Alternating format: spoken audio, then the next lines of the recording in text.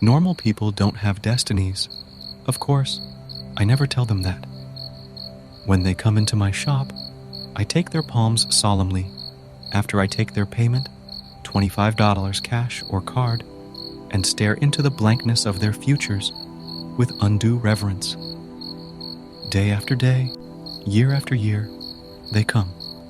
The businessmen and the soccer moms, the mailroom clerks, dentists, and hairstylists of the world, the politicians and the theologians too, the young and the old, the hopeful and the hopeless, the skeptics and the true believers. They all come, and it's always the same. Can you tell me my future? They ask me. Maybe, I reply with a smile. No one likes a cocky psychic. Let me see your hand. I pull them by the wrist and squint. Ah, I say, as I hum and haw over their meaningless folds, creases in skin that are nothing more than creases, places for sweat and dirt to collect. Ah. I usually do this a couple of times for dramatic effect. For $25, nobody wants instant gratification. While customers squirm in front of me, I read the only legible parts of them, which are their presents and their pasts. Your heartline tells me that you are restless. I impart to the man with the imprint of a wedding ring on his finger. You have struggled to find romantic fulfillment in your partner, and you worry that you will never be satisfied. To the woman whose cell phone is always ringing in her bag, I say, look here, your lifeline is weak. This means that you lack independence and are yearning for autonomy. Your life is not your own right now, and you're worried that you'll never get it back. People are always worried about something. They come to me because they want me to voice their fears, to render them legitimate by saying them out loud. They want me to voice their fears, and then they want me to predict their resolutions. These are turbulent times, but they are temporary. Your fortunes will shortly turn. Your suffering is almost over. They want me to give them hope, and for $25, I'm happy to oblige. Normal people don't have destinies because they have choices. They are presented with an infinite number of decisions, which unfurl an infinite number of paths. Paths that run through time like the roots of a tree that won't stop growing. Paths with millions of interconnecting nodes and nodules. Paths that can take them anywhere. For most, there is no grand design nor divine intervention fueling their trajectory. There is only the physics of life. Objects in motion tend to stay in motion. In the same way, people tend to keep on living, making choices, designing their own futures. Normal people don't have destinies, and that is a blessing, because it means that nothing is impossible. Anything, literally anything, can happen. That's why my fortunes sometimes come true. Customers return to me certain that I had predicted their future when, in reality, they just happened to make the right itinerary of choices to lead them to where I'd said they'd go. It goes without saying that that's good news for me, because it means that they will come back again and pay another $25 for another educated guess.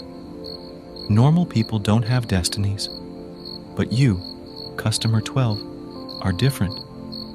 You come in just as customer 11 of the day is leaving. I know that you don't have an appointment, so I don't bother to ask.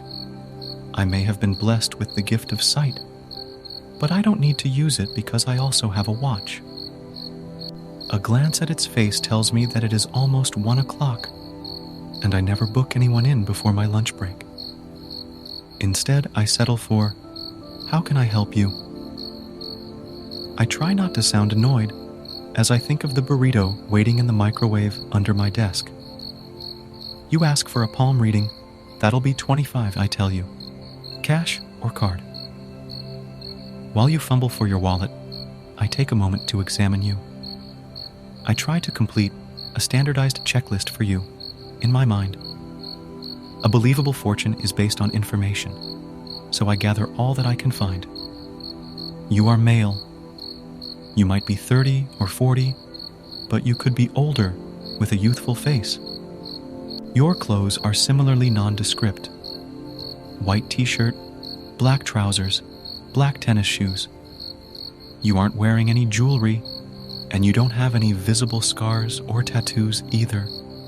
Okay, customer 12, I think to myself, you aren't going to make this easy for me, are you? You are completely and utterly unremarkable. That in itself should have been a sign. You pay in cash, which means that I can't catch a glimpse of the name on your credit card, and then you follow me through the door to the divination chamber. Usually, customers ooh and ah over the decor in here, swathes of dark velvet and damask wallpaper, curtains, beads, crystals, and curios of all kinds. But you don't seem particularly impressed. I wonder if you can see the divination chamber for what it really is. A storage room at the back end of a strip mall storefront, as opposed to a retreat into the exotic arms of fate. But if you are skeptical of my powers, you do not say so. So I launch into the script. Take a seat, I rasp. Everyone seems to think that a psychic ought to have a husky voice. So I always drop mine an octave or two to give the people what they want. You sit across from me at the table and stretch out your palm before I ask for it. New customers are usually a little nervous, tentative in the face of astrological wisdom, but not you. You seem like you know what you're doing. When I take your hand in mine, your skin feels dry and cool. This isn't your first reading, I announce, trying to earn some premonition brownie points with you. The sooner I can convince you of my psychic aptitudes, the better. You rebuff me with a twitch of your lips. Yes, it is, you say. I can already tell that you will be difficult to deceive, and I wish that you would just play along. Normal people usually want to believe. I take your nonchalance as proof that you are lying. Fine, be that way. It's your $25 you're wasting. I try to redirect. What do you hope to learn today? Is there anything specific that you seek to find? No, not really. Oh, come on. You're making me dig. I widen my eyes in an attempt to look sincere. Nothing at all? There are no pressing questions in your life that need resolution? No uncertainties blocking your path? Your palm will be easier to read if I know what I'm looking for. Futures are never straightforward, you know. They are murky, even for those of us who can see them. Give me something, I beg you silently. Anything. You pass me a smile, but it almost looks sad, somehow. For a second, I'm hopeful. Sometimes, people need to be prodded a little before they open up. Are you divorcing? Filing for bankruptcy? Battling a scary diagnosis? I hold my breath in anticipation, but you leave me disappointed. I don't think you'll have too much trouble with mine, you assure me. Another dead end. Great. I try not to roll my eyes at you. Okay, I'll do my best. Normal people don't have destinies. They have emotions. Waves of them, oceans, currents, cacophonies. That's what we psychics try to read. So, when I reach for your open palm, I prepare myself for a familiar drenching. I prime myself to be submerged in everything that you have felt, are feeling, or could ever feel. That is the closest thing to a destiny that I have ever experienced. A thrashing of cogent and tangent potential energies. I hold my breath and wait for it. But when I touch you, I feel only one thing: frustration. It starts in the pit of my stomach and builds until I want to scream, until I'm trembling, until every shred of me seems to become it. It's an infection. This frustration, bacterial, viral, feral, It moves into my body, and it takes up residence there. It wraps around my insides like a snake, waiting to feed. It hurts. I gasp before I can stop myself. But you don't flinch. You don't even seem surprised. You try to pull your hand away, but I can't let go. In that moment, holding on to you becomes the only thing, stopping me from ripping my hair out, from gnashing my teeth until they break. Holding on to you becomes the only thing keeping me from slamming my face into the table, from trying to prise open my skull to release the pressure by allowing some of this noxious frustration to escape.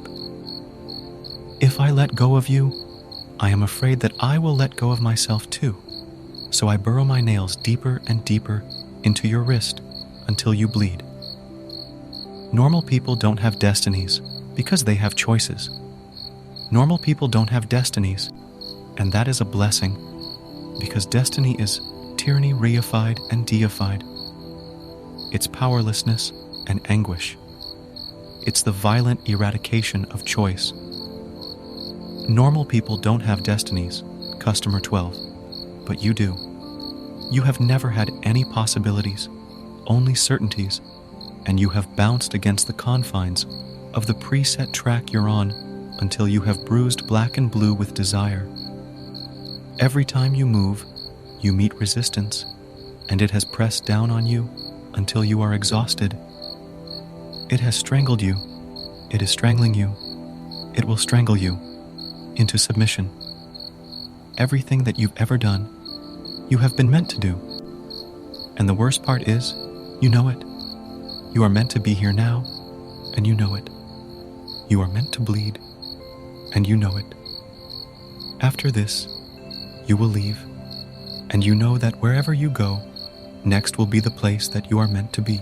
And as you tumble from right place to right place, you will eventually find yourself asking, if everything in your life is predetermined, is anything about you really you? Is any joy that you feel organic? Is any emotion or whim or fleeting thought spontaneous? Or has it all been predecided for you by some unseeable, unfathomable force? Normal people don't have destinies, but you do, so you'll never get to know where you end and where fate begins. You'll never know if you love your wife because you love her or because you are meant to love her. And you do love her, so one day you will start to worry that you are robbing her of a more genuine form of love that she deserves to inspire in someone who could choose not to love her back. And when this question finally consumes you to the point that you can't even stand to touch her, you will wonder if you destroyed your marriage or if this too was the brutal hands of destiny at work. One day, you will contemplate ending it all, but you will know that killing yourself will not be escape or solace or rebellion. If you do it, you will know that dying was fated, and if you do not, you'll know that living was fated. So, you won't bother. Instead, you will wake up every day and you will do whatever it is that you are meant to do. You will go on and on and on. You will go on and you will doubt. You will never trust yourself. You will never be sure of anything except that you have a destiny, which means that you'll never be sure of anything at all. I'm still shaking when you finally pry me from your wrist. Your touch is surprisingly gentle, and when you look at me, your expression is contrite. I'm sorry, you say, and I can tell that you mean it. You knew that this would happen, but you didn't have a choice.